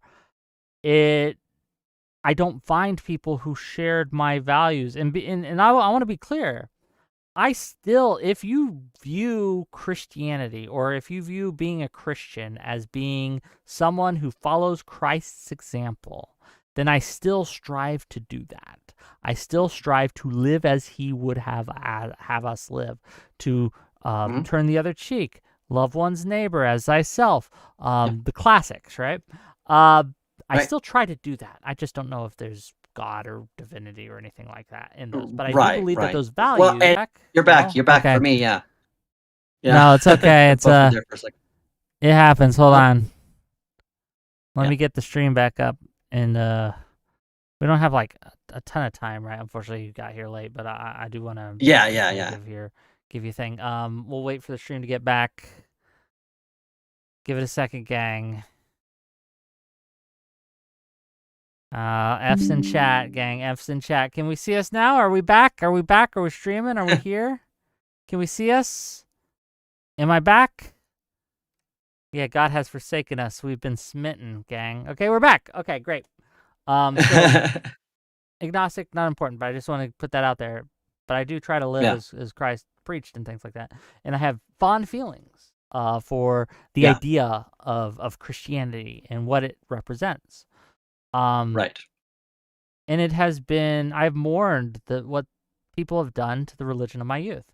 I have mourned how they have basically, in my opinion, just gutted Christianity, skinned it, and are wearing it like a suit to try to pretend and to kind of usurp the authority that comes along with the title of being of making themselves like unto God in order to pretend to be him and have his authority and to speak for him when they have no such authority. They do not speak for him. They speak words that he would never countenance, right? And they and a lot of them believe this. They believe it. Like a lot of them aren't grifters. Okay. No, they do believe it. They do believe it. Yeah. And that's one of the things that I see common with Christianity as well as in conservative politics is the gatekeeping. It's a really bad issue because there's gatekeeping of purity and all of it is this angling of, no, you don't have it completely right. I've got it. And it's all about who's the king of the hill type of thing. And that's not anything authentic to what I believe Christian. Two issues, right, with this. One I see all the time is whenever I try to say, and I see someone who claims to be Christian not acting with a Christian ethos, and I call them out on it. I'll do it on Twitter. I'm no shame because I'm very familiar with the teachings, right? I'm very familiar with the history. I'm not an expert by any means. Well, no, I actually kind of am. I'm not gonna lie. I did. I did study the Bible quite extensively for years and years and years of my life. I don't know everything there is to know. I can't know. And no one should say that, right? But I am kind of an expert. And I will say that. And when I say I see them getting things just not just wrong, but the exact opposite of what the doctrine says and what Christ has said, and I say, hey, you're not living up to your standards. They ask me, oh, well, are you a Christian? If you're not, we're not going to listen to you. And I find that extremely frustrating because it shouldn't. Like this is saying, unless you are part of our tribe, we'll never listen to you, even if you're right. Right. And it's just a way to kind of dismiss